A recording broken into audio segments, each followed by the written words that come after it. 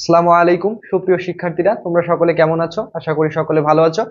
আজকে আমরা পরিবেশ রসায়নের চার্লসের সূত্রটি শিখব।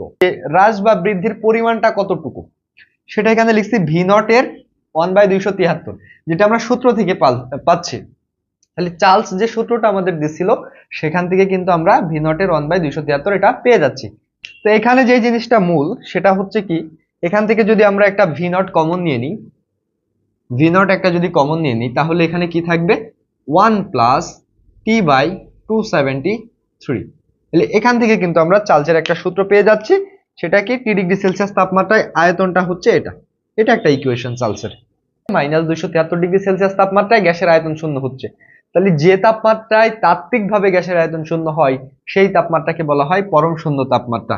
আয়তনটাকে আমরা ভি ধরলাম, তাহলে ভি সমানুপাতিক টি, এই সম্পর্কটা আমরা লিখতে পারি। এখানে ভিটা কি,